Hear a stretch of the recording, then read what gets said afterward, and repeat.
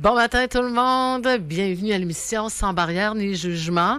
Contente d'être avec vous comme à chaque vendredi. Je trouve que ça termine bien la semaine puis ça commence bien la fin de semaine. Donc aujourd'hui, j'ai une question pour vous mesdames.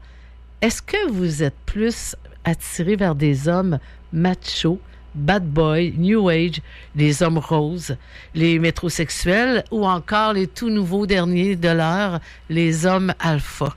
Donc, vers quel homme êtes-vous attiré? Évidemment, on fait une émission aujourd'hui avec un soupçon d'humour.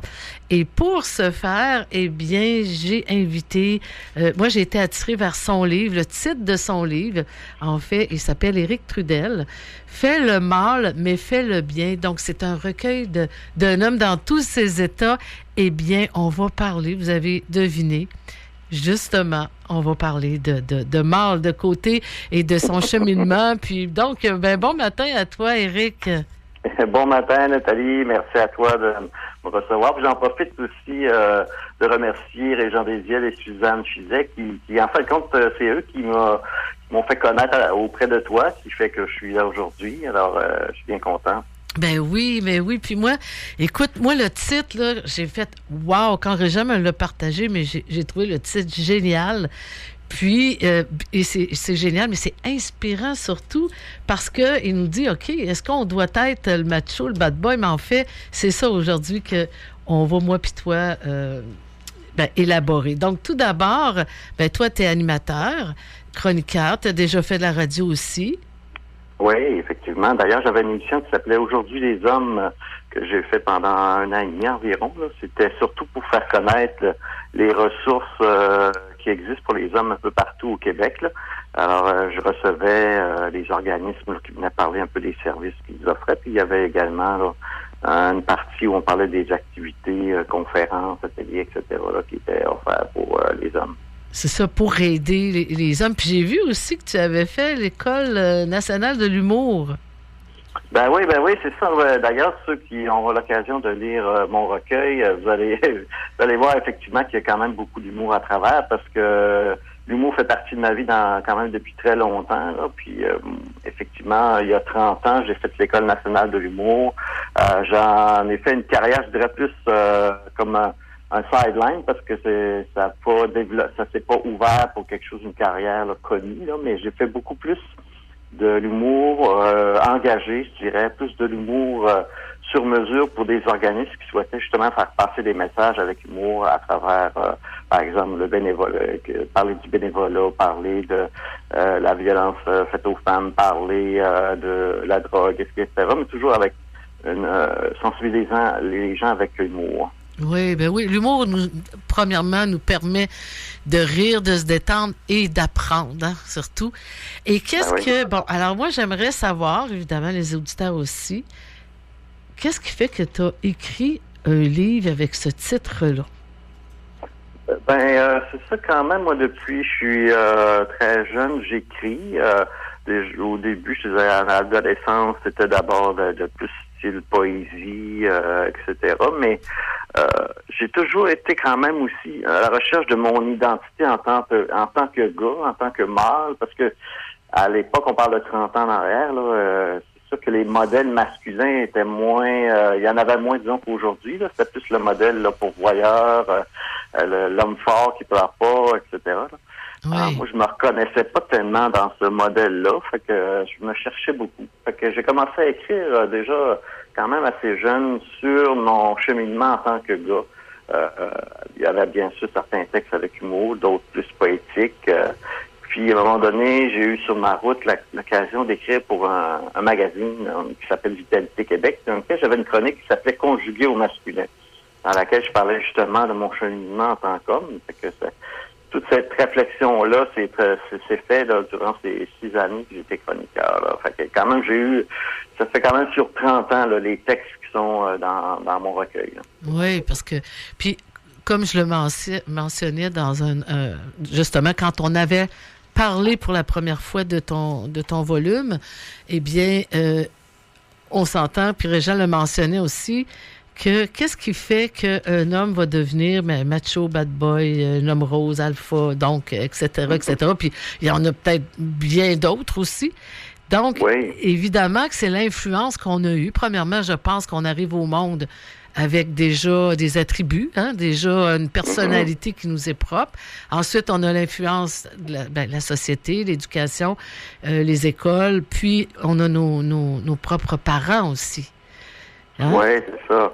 Puis je veux dire aussi, dépendamment des lectures qu'on fait, qu'est-ce qu'on regarde comme émission, etc. Mais il reste que tu sais, tu me nommais tout à l'heure, là, homme rose, macho, bad boy, etc.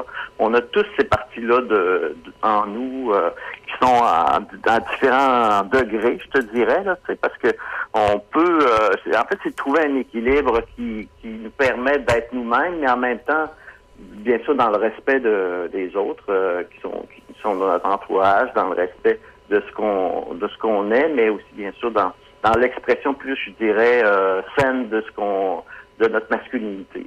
Oui, ben c'est comme, on sait que l'être humain, c'est 60 40 60 en fait, notre cerveau. On a un côté féminin, un côté masculin. Donc, évidemment, pour l'homme, 60 masculin, mais il y a des hommes qui vont être beaucoup, beaucoup plus développés dans le côté masculin. Ils ont à peine de côté féminin. Donc, ça veut dire que ces hommes-là sont pas dans l'équilibre d'eux-mêmes. Ça va être des hommes qui vont être brusques. Je pense à mon père que j'avais jamais vu pleurer, que lui, c'est le même, c'est comme ça. Ah ouais, on fait ça, on pense pas. C'était l'époque du bonhomme là qui était assis au bout de la table. Je le vois encore avec sa fourchette. Nathalie Jean, dans ta chambre. Pas de discussion possible. C'est eux, en principe, qui devaient faire la discipline, puis qui devaient être ceux qui avaient pas d'attention, mais plutôt le côté les dames, les femmes à cette époque-là devaient plus prendre soin d'eux, des enfants, etc. Prendre soin, puis les hommes, c'était plus on devait mettre les règles claires, puis faire respecter ça, puis bon, mais ça a changé beaucoup aujourd'hui. Oui, je comprends donc, parce que est-ce que tu as déjà, Éric, pris dans tes mains le volume pour les femmes dans les années 60 qu'on éduquait, puis que toutes les règles que la femme devait pas, quand son mari rentrait du travail, elle devait être coiffée, maquillée, avoir l'air souriante parce qu'il avait passé une dure journée. Ensuite, elle devait... C'est incroyable, ça, quand même. Quand on lit ça aujourd'hui, là, c'est vraiment une autre époque, là, mais... Bon, il reste effectivement, heureusement, on évolue, puis la société change, là. Mais il y a encore quand même des choses aujourd'hui, là, on le remarque un peu, moi je le remarque chez les gars, oui, il y a des machos, des fois avec des petits bouts roses, là, mais il y en a d'autres qui sont quand même assez, qui sont plutôt dans le bad boy, ou en tout cas on dirait qu'il y a quand même encore une partie des gars qui ont difficile de montrer leur vulnérabilité, de parler de leurs émotions. Il reste qu'on est encore quand même dans une société de performance, une société d'image, surtout avec les réseaux sociaux aujourd'hui, puis tout ça, là, l'image est super importante. Fait que c'est pas facile là, d'exprimer notre sensibilité en tant que gars. Là. C'est pas nécessairement bien vu, hein. C'est encore difficile, là. Ben, je comprends donc. Écoute, on verra jamais un homme... non, je me reprends. C'est pas vrai. On va voir à un moment donné, oui. Mais je veux dire, c'est plus difficile pour un homme de dire « Ah, ça me fait tellement de la peine. Ah, je trouve ça difficile. » Et de dire ça en public. Oh là là, on voit ça. La femme, elle n'a pas de problème. Ça fait partie plus de ses attributs. Mais l'homme... Et tu sais, Éric, moi, quand j'allais dans les maisons de désintox, il arrivait des hommes, c'était plus des hommes que j'avais dans l'atelier. Et puis, finalement, au bout, réalisaient que leur problème de consommation était beaucoup relié à cette hypersensibilité-là qu'ils étouffaient. Parce qu'ils se battaient contre ça. Donc, pour se sentir fort, eh bien, ils prenaient de l'alcool, des substances. Et est-ce que aussi... tu es d'accord que l'homme qui est beaucoup, beaucoup dans la violence, c'est un homme qui est dans l'hypersensibilité, mais refoulé, qui ne veut pas et qui sait pas comment l'exprimer, puis l'exprime dans la façon... Effectivement. Tellement... relie tellement sa sensibilité que D'ailleurs, je pense que c'est Vigneault qui disait quand on n'a pas les mots, c'est la violence. La violence, en fait, c'est un manque de mots. Je trouvais ça super intéressant, la façon qu'il disait ça. Et effectivement, parfois, les hommes ne savent pas comment s'exprimer, comment exprimer leur intérieur. Fait que malheureusement, ça s'exprime de façon plus physique, soit de la colère, soit de la violence, etc. Donc, malheureusement, c'est encore beaucoup ça qu'on voit aujourd'hui. Oui, parce que tout d'abord, la vulnérabilité, en partant, homme-femme, on n'aime pas se sentir vulnérable, mais la vulnérabilité, c'est une force. Ça demande du courage d'arriver puis de dire « Hey, ça, j'ai beaucoup de misère » ou « Ça me dérange ». C'est un courage que ça prend. Oui, effectivement. Parce que là, moi, comme je te disais tout à l'heure, quand j'étais enfant, là, 35 ans, 40 ans, j'avais une hypersensibilité, puis les autres enfants, souvent, ils en profitaient. Entre enfants, on voit plus souvent, agacer les jeunes qui sont plus fragiles. Fait que moi, ça me faisait souvent pleurer. On me mettait dans des états où j'étais vraiment pas bien. Et puis, je me suis comme refermé parce que je m'apercevais que cette hypersensibilité-là me nuisait.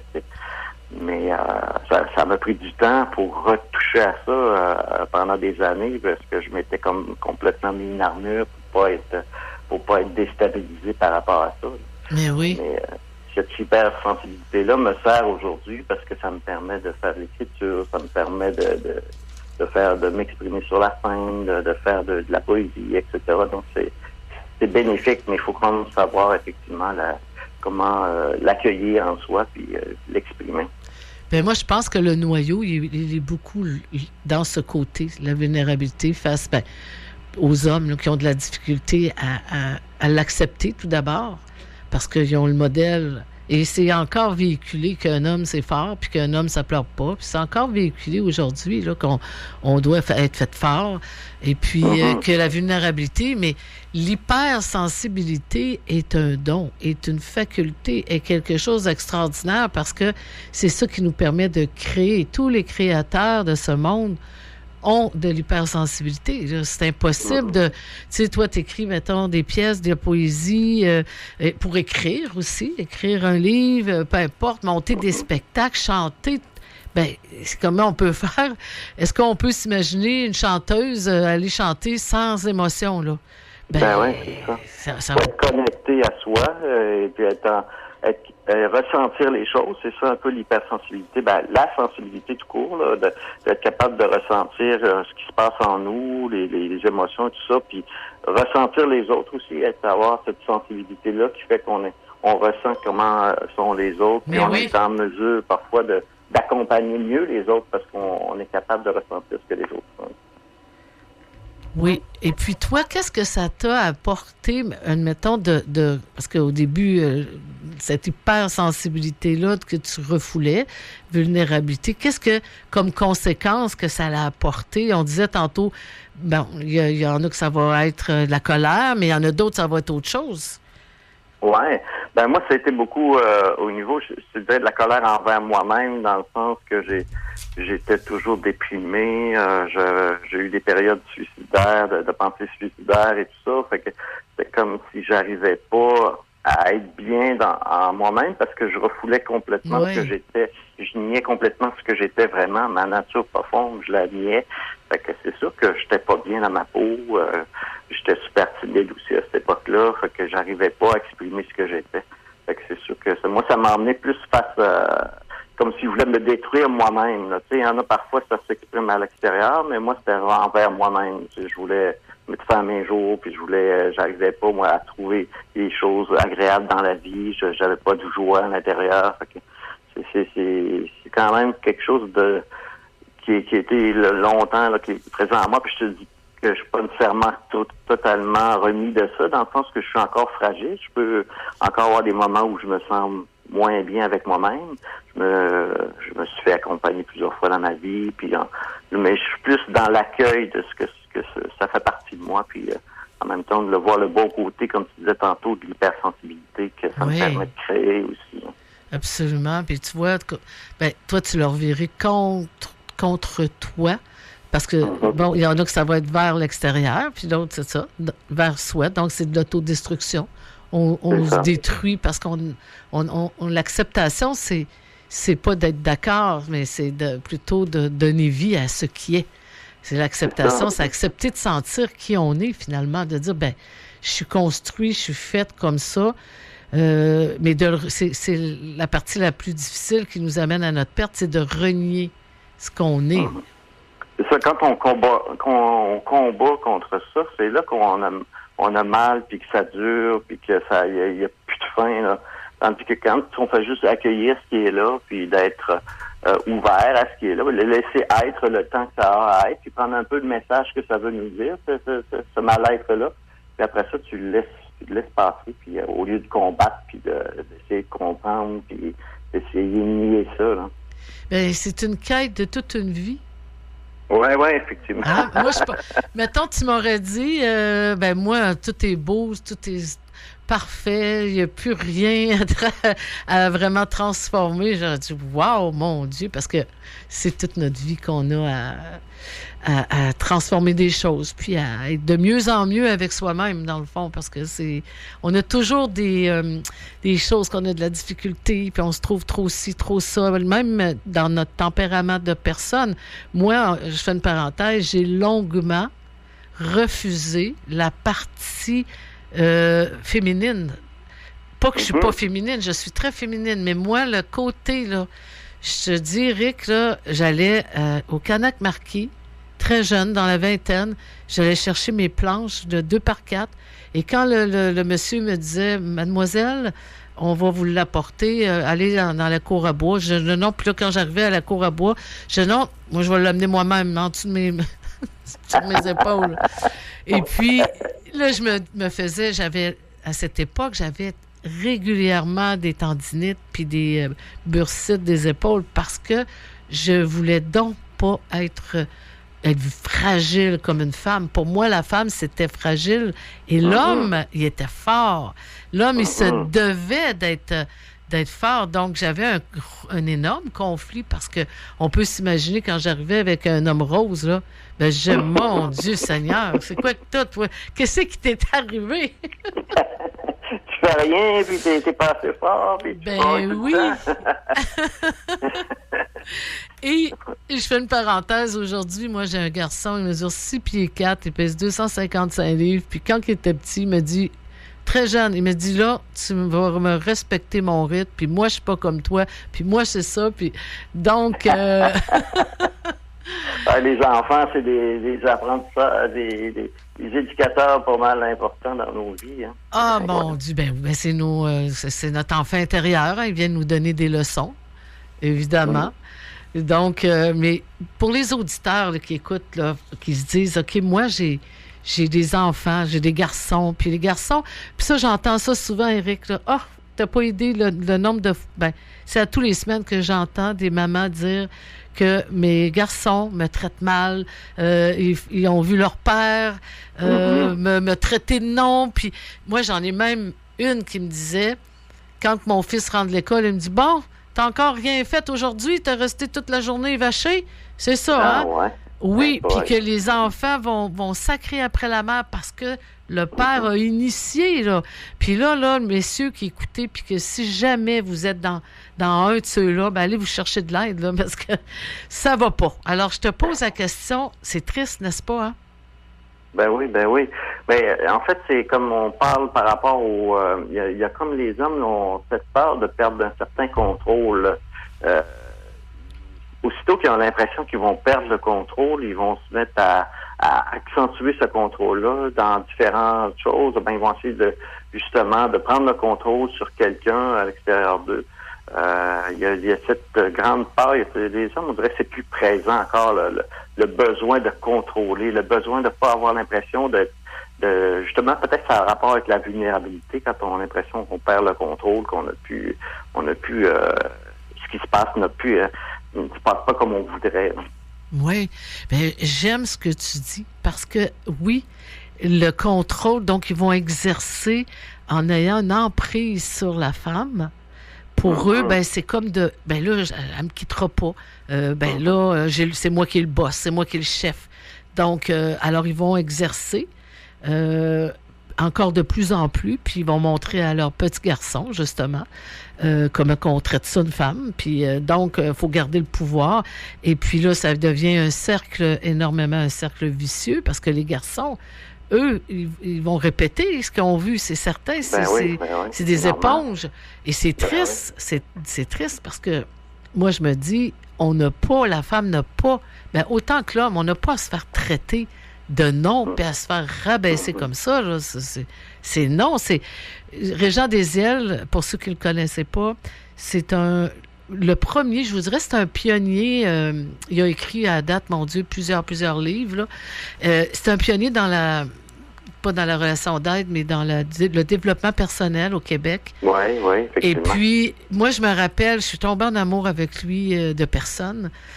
J'avais 25 ans quand je l'ai rencontré. Je suis allée à une conférence, puis il avait dit, dès que vous faites que la personne lève la main, puis que vous attendez pas que la main soit sur vous, vous êtes déjà parti. Vous avez déjà plié bagage. Vous avez déjà sacré votre camp vulgairement. Donc, moi, j'avais retenu ça. J'avais dit, ouais, mais peut-être... Puis à l'époque, oui, mais c'est peut-être moi qui l'ai cherché. C'est peut-être je l'ai fait fâcher. Il n'y a aucune défaite. Donc, c'est vrai que c'est ce que lui, il enseignait. Puis ça date de plusieurs années. Alors, donc, comme toi, tu viens de mentionner que l'homme, par peur de perdre le contrôle, va exercer son pouvoir homme en rabaissant, puis... C'est ça. C'est souvent, d'ailleurs, un manque de confiance en soi ou d'estime de soi-même, de l'homme, qui fait qu'il veut essayer de contrôler parce qu'il croit qu'il n'est pas assez bon, pas assez aimé ou pas assez... il exprime pas assez son...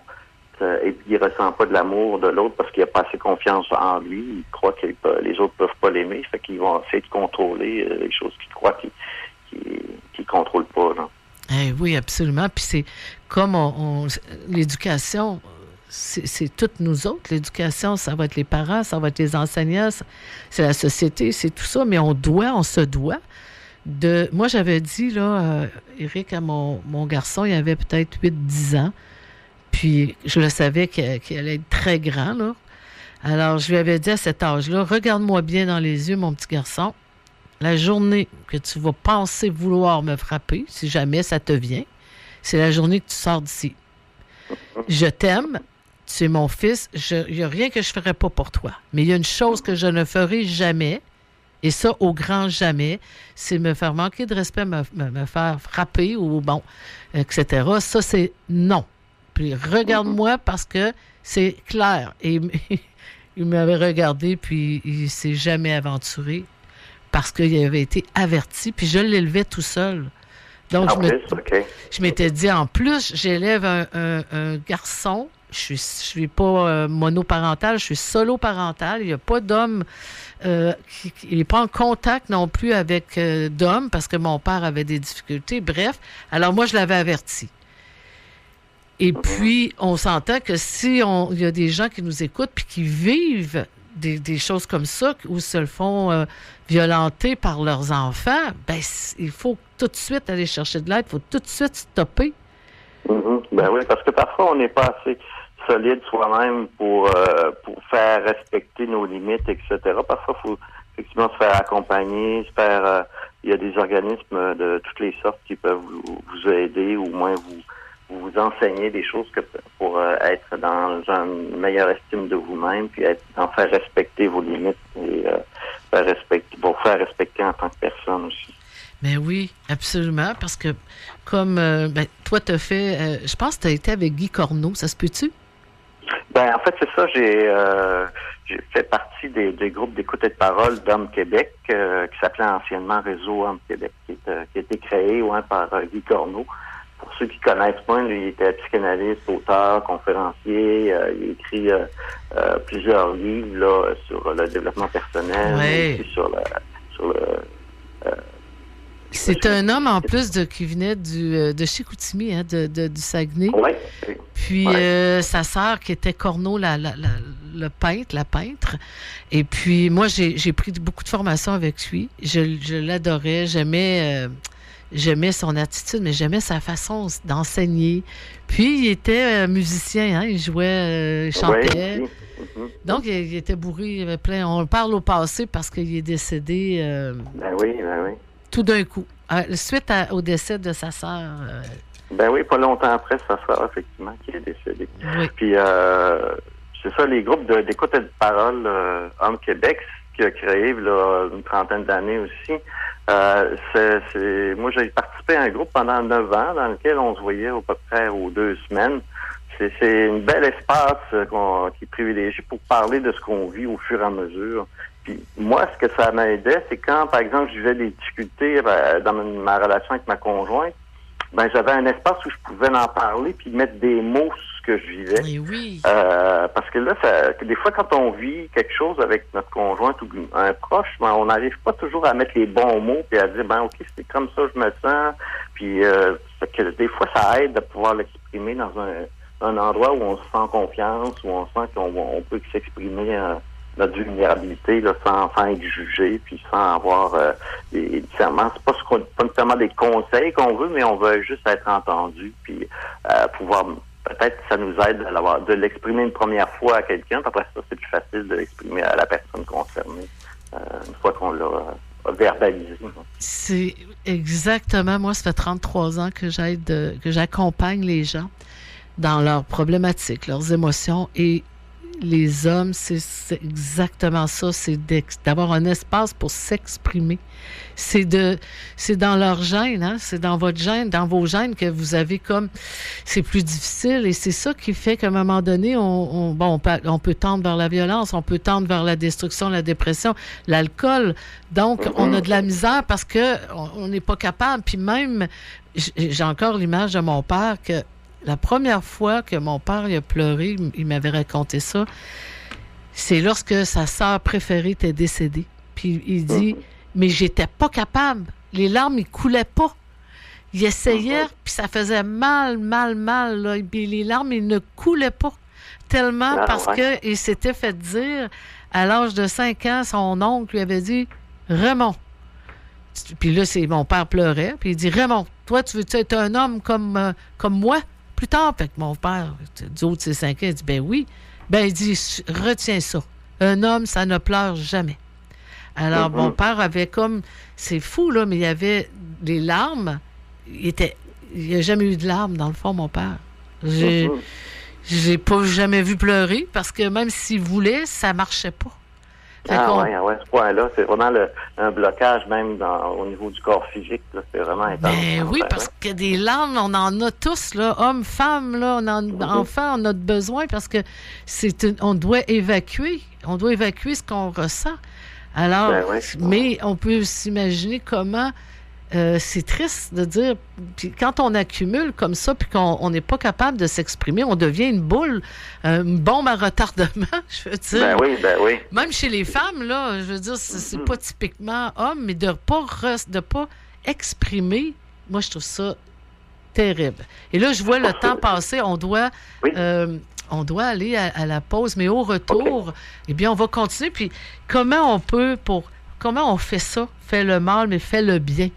Qu'est-ce que toi, comment tu peux exprimer cette façon? Donc, restez avec nous, on vous revient. À CHME, vous êtes toujours à l'écoute de l'émission Sans barrière ni jugement avec Nathalie Jean. Donc, nous sommes de retour et justement, Éric, fais le mal, fais le bien, mais fais le bien. Comment on fait ça? Oui, comment ça s'exprime? Comment ça s'exprime, oui? Je pense que chacun, on a quand même un cheminement personnel par rapport à comment on peut l'exprimer, mais il reste que, comme tu disais tout à l'heure, toi, tu avais un côté masculin plus développé, puis moi, c'était le contraire. J'avais un côté féminin plus développé dans la créativité, etc. C'est d'arriver tranquillement à faire comme un mariage antérieur entre notre aspect féminin et notre aspect masculin en soi pour trouver un équilibre dans lequel on peut exprimer ce qu'on est de façon sans renier des parties de nous, parce que aussitôt qu'on a un malaise, un mal-être, il faut juste écouter accepter ça. Parce qu'en fait, compte, il y a une partie de nous qui voudrait s'exprimer puis qui n'arrive pas à le faire. Donc, c'est d'être à l'écoute de soi, d'accepter, d'accueillir des parties de nous plutôt les côtés noirs qu'on pourrait dire, parce que parfois on met un côté négatif sur certains aspects de nous, mais en fin de compte, ça fait partie de nous. Il faut juste l'accueillir puis accepter que c'est là. Parce que dans chaque défaut, chaque côté noir, il y a quand même un aspect positif aussi à travers ça. Fait que comme tu dis, c'est quand même un long cheminement. Oui. On travaille sur soi quand même toujours. C'est toute une vie. Ben oui, hein? Ben oui. Mais j'aime beaucoup la masculinité, voyons, saine. Puis tu vois, c'est drôle, j'ai de la misère à le dire parce que j'ai été tellement masculine. ça doit avoir un lien. Donc, c'est ça, c'est d'arriver à comme, j'aime le mot, là, tu sais, que tu as tout marié, toutes les parties de nous, mais qui deviennent un et non pas de les séparer ou de vouloir s'en séparer. Parce que c'est là, on peut pas renier. Je veux dire, moi, là, quand que je me battais contre mon côté féminin, puis j'étais l'homme dans le couple, voyons donc, Nathalie, puis je me rappelle, mon père m'a dit, Nathalie, un homme avec toi, il sent un peu un homme, là, parce que je faisais toutes des choses de gars. C'était tout. Mais physiquement, j'étais très féminine. Mais dans mon tempérament, donc ça m'a... Toute une partie de ma vie, je me suis battue contre ça. Je détestais. Pour moi, il était... Non, je suis forte. Non, je suis capable. Non, ça me fait pas peur. Puis, alors qu'à l'intérieur de moi, ben comme toi, je me suis détruite. Une partie de moi. Parce que quand on se bat, ben on s'entend, on se bat contre nous autres. Ben oui. C'est de la destruction. Effectivement. Puis c'est comme tu le disais tout à l'heure en début d'émission, c'est pas d'accepter qu'il faut absolument faire, c'est d'abord d'accueillir ce qui est là. Ben, même si on n'est pas bien avec, même si on trouve que bon, non, j'en veux pas. Ben, d'abord, juste accepter que c'est là. C'est sa première étape. Puis après ça, ben tranquillement, là, quand on laisse passer les choses, puis qu'on n'essaie pas de combattre puis de renier, là, c'est beaucoup moins souffrant. Oui. Et d'éduquer vos enfants, vos garçons. D'aller, je le répète, là, mais d'aller chercher de l'aide quand on se sent pas assez solide, comme tu le mentionnais, parce que c'est comme de ne pas laisser nos garçons devenir eux-mêmes aussi à renier leur côté masculin. Parce que quand le garçon fait une crise, le petit garçon là, qui fait une crise après sa mort, c'est parce qu'il y a des peurs à l'intérieur de lui, parce qu'il y a des besoins. Donc, alors, c'est d'aider nos enfants dans ce côté, parce que c'est tellement important. C'est les enfants du futur. Fait que donc, on ne doit pas laisser faire, de mettre ça de côté. C'est ça, puis les enfants, surtout ceux d'aujourd'hui, ils ont besoin d'exemples. Ils n'ont pas besoin de mots. Parce que quand on leur dit fais ça, mais non. Et si toi tu fais pas la même chose, ça marche pas. Là. Faut vraiment être des exemples, montrer comment se montrer vulnérable face aux enfants, accepter de parler de quand ça va pas bien, puis d'être ouvert avec eux, les accueillir quand eux autres aussi vont pas bien. Oui. Que parfois les mots ça suffit pas. Il faut quand même exprimer ce qu'on est. Leur montrer l'exemple. Oui, moi j'avais vu que j'étais solo-parentale, j'ai été allée me chercher un travailleur social homme. Mm-hmm. Alors, on le rencontrait pendant quand même plusieurs années et on jasait avec lui. Donc, il y avait un modèle. Parce que je me disais, ça y prend quelqu'un à un moment donné. Je veux dire, moi, je suis pas un homme. Alors, c'est un modèle comme ça que je suis allée chercher pour lui montrer que, ben voici, là, un homme, ça s'exprime, un homme, bon. Alors, ça m'avait beaucoup, beaucoup aidé parce que c'était ma responsabilité ben, je voulais pas me prendre un homme sur le bord de la rue, comme on dit vulgairement, pour juste lui donner un modèle, mais j'avais trouvé cette façon-là. Mm-hmm. Donc, puis aussi, par rapport aux hommes, je donne mon exemple à moi, là. Moi, quand j'avais à m'exprimer de façon verbale avec mes proches ou les gens que je côtoyais dans mon travail, j'avais plus difficile. Ça sortait pas facilement.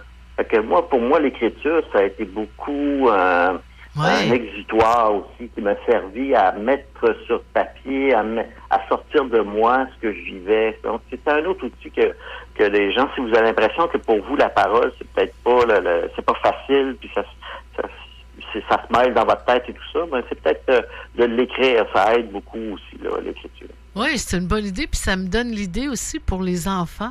Admettons là, que l'enfant fait une crise, il dit OK, on prend un temps d'arrêt, là, va écrire. Écris tout ce que tu ressens. Puis tu vas venir me le porter après. Ou dessine-le. Oui, on voit ça beaucoup, dans des fois, des thérapies un peu par le dessin, là, pour que l'enfant exprime ce qui se passe en lui. Là. Des fois, il n'y a pas les mots, là, mais effectivement, le dessin, ça parle aussi. Oui, parce que par la peur, on va être tenté de stopper, quand la personne, par exemple, est en colère, de la stopper parce qu'on a peur. Mais on peut plutôt lui montrer, dire, ben garde, écoute, même ça peut être notre conjoint ou notre conjointe, là, dire, ben écoute, garde, on va se reparler, va écrire ou va dessiner, puis on va se reparler après avec ton dessin ou avec ton texte, ce que tu aurais écrit. Effectivement. Alors, ça... parce que chacun, on a sa façon de s'exprimer. Je veux dire, pour moi, c'était l'écriture, mais pour d'autres, ça peut être la cuisine, ça peut être aller travailler dans le bois ou je ne sais pas, au moins de cette énergie-là qui est présente en nous, de lui donner un espace pour s'exprimer. Oui. Donc, fais le mal, mais fais le bien, c'est que c'est que ce soit le macho, le bad boy, toutes ces parties-là on les a tous à l'intérieur de nous, et dans le fond, qui se sont pas séparés, qu'de temps en temps, on peut être un homme rose, qu'on va être plus... je fais une joke, mon fils, il me dit, ben là, ma blonde, elle me demande des fois d'aller... Ben, j'ai dit, James, c'est comme ça, mon homme. Tu sais, là, t'es attentionné, mais là, c'est pas... Tu seras pas rempli à tous les jours, puis alléluia, là... Là, là, il avait comme peur, c'est sa première blonde, il avait comme peur comme si tout ce qu'elle va lui demander, il va ramper. Mais non, c'est une partie. Mais c'est comme tu dis, effectivement, dans un couple, parfois, pendant une période de temps, on peut ça peut être la femme qui a plus le côté entrepreneur et tout ça. Oui. Dans d'autres périodes, dans d'autres sphères de votre vie, ben c'est l'homme qui va être entrepreneur pour certains. C'est accepter ça aussi, là, parce que chacun on a nos forces dans différents domaines. Puis si on est laisser exprimer ces forces-là tout en étant dans l'accueil de ce qu'on est. Est-ce que moi je me sens bien dans ça? Est-ce face à l'autre? Est-ce que je me sens plutôt diminué? C'est aussi d'exprimer à l'autre. Comment on se sent là? Oui, tout à fait. Puis, donc, parce qu'on n'est pas toujours... Ben, on prend un exemple d'une femme qui vient d'accoucher. Ben, on s'entend que tout son temps est complètement... Là, elle va délaisser un peu son conjoint parce que là, c'est plus l'enfant. Mais c'est pas tout le temps comme ça. Donc, c'est de temps en temps, ben, je suis un peu plus dans le côté macho. De temps en temps, je suis plus... Bon, on utilise ces mots-là, mais en fait, c'est d'être la personne que l'on est, mais qu'on ne renie pas ces parties-là, qui font partie du cerveau de l'être humain, parce que le côté hypersensible, la sensibilité, les émotions, ben ça, c'est pour tout le monde, pour tout ce qui est humain. Oui, effectivement. Juste mentionner, je me souviens pas si je t'en avais parlé, mais suite à mon recueil, là, Fais le mal, fais le bien, j'ai décidé d'en faire un spectacle-conférence que je vais commencer à présenter là, déjà là, le 22 février. Je vais être à Beauport, là, au couvent le vieux couvent de Beauport. Oui. Un samedi le 22 février à 2h. C'est payé par la Ville de Québec, puis Culture Beauport. Donc c'est gratuit l'entrée. Si jamais il y en a des gens qui ont le goût de venir entendre. Oui. Qui font partie du recueil, là, parce que étant donné que dans mon recueil, il y a des numéros d'humour, il y a des slams, etc., ben là, je vais les faire là, directement en live lors de ce spectacle-là. Ben wow! Puis, si les gens veulent se procurer ton livre, Fais le mal, mais fais le bien, puis parce qu'il y a des dames, on vous donne un truc, c'est dans le livre, mettez-le dans la salle de bain, avec les revues. C'est ça, les gars vont peut-être être tentés, une fois assis sur le trône, de prendre un petit bout le livre, parce qu'il y a quand même des textes qui sont faciles à lire, qui sont pas longs à lire, fait que ça se lit bien là, un peu partout, fait que effectivement, le livre, ouais, on peut le trouver bien sûr dans certaines librairies, je dirais plus à Québec, là, entre autres mots de tasse et la librairie La Liberté. Oui. Mais sinon, sur Amazon, pour ceux qui vivent pas nécessairement à Québec ou dans le Bas-Saint-Laurent, parce qu'il y en a aussi à la Pocatière, à la librairie de l'Option, puis au Portage à la Rivière-du-Loup. Mais sur Amazon, bien sûr, vous pouvez le procurer. Il s'agit simplement de taper « Fais le mal, fais le bien », vous allez sûrement le retrouver. Oui, sur Amazon, il est là. Puis aussi, en terminant, eh bien, juste pour les hommes qui écoutaient présentement, là, qui vont écouter l'émission en rediffusion, eh bien, dans le livre à la fin, mais on peut retrouver toutes les ressources. Il y en a partout. Il y en a dans le Bas-Saint-Laurent, Saguenay-Lac-Saint-Jean. Ça s'appelle le Centre de ressources pour hommes Optimum. La capitale nationale, c'est Gapi. Ça, je connais. J'habitais, moi, avant à Québec. À Alma, il y en a partout. Charlevoix, secteur de Baie-Saint-Paul, Othon-Omi, Maison Oxygène en Mauricie. Donc, ça s'appelle Hommes Alternative, Accord Mauricie. Je suis impressionnée, là, comme il y en a même aux îles de la Madeleine. La Côte-Nord, c'est Hommes Sept-Îles. Hey, c'est énorme. Il y en a partout. Partout. Ben oui, c'est ça, quand on prend le temps de s'informer, il y a sûrement un organisme qui peut vous accompagner là, si vous vivez des choses plus difficiles. Là. Oui, donc d'aller chercher, en fait, c'est pour aller apprendre à s'exprimer. On doit des outils, là. C'est malheureux, mais on n'arrive pas au monde avec un manuel d'instruction.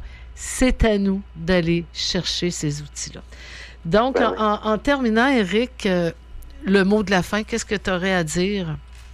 Ben, en tout cas, si jamais il y en a qui ont le goût de me suivre sur les réseaux sociaux, j'ai un profil Facebook qui s'appelle Un homme dans tous ses états. Et j'ai un blog également là, qui s'appelle également Un homme dans tous ses états. Ça vous permettra de savoir où trouver mon livre, mais aussi quand je fais des prestations comme la conférence que je vais faire le 22 février, ben vous avez les dates et tout ça. Là. Fait que ça vous permet de faire ça. Mais sinon, ce que je peux dire, c'est d'abord être soi-même, tout en accueillant les parties d'ombre qu'on a en nous, puis d'être ouvert à voir c'est quoi le message qu'ils ont à nous faire quand on se ressent, quand on a un malaise, un mal-être, ben, être à l'écoute de ça quand ça vient vers nous. Oui, tout à fait. Puis de s'aimer assez pour aller chercher des outils, puis de ne pas avoir peur parce que c'est une force. Tous ceux qui le font, moi, je les admire. C'est du courage, c'est une force parce que c'est quelqu'un qui décide enfin de dire, ben crime, je vaux la peine, moi, d'être bien avec moi-même parce que quand on refoule une partie de nous, eh bien, c'est comme il nous manque. Hein? Il va tout le temps nous manquer un bout de nous-mêmes. Fait que donc, c'est ce que je souhaite également. Mais écoute, Éric, merci beaucoup, beaucoup. J'ai adoré. J'en aurais... une autre heure, ben c'est même pas une heure complète, mais j'en aurais pris d'autres parce que je trouve ça vraiment agréable. J'adore ton énergie, la façon que tu t'exprimes. Puis, encore une fois, pour ceux, le 22 février, tu me dis, ben c'est à Beauport, mais c'est quoi le nom de la salle? C'est au couvent de Beauport à 2h, samedi 22. Donc, ça va être super intéressant. Ben, un grand merci, Éric. On se dit à une prochaine, puis je salue les auditeurs. Je vous souhaite un beau week-end. N'oubliez pas, le livre, je vous le dis, je l'ai lu. Il est vraiment super intéressant. Vous le mettez là dans la salle de bain, vous faites semblant de rien. Puis, tranquillement, vous allez voir que le livre va tranquillement se friper un peu et ça va donner, vous allez voir ce que ça va donner. Donc, merci tout le monde. On se voit vendredi prochain. Bye bye!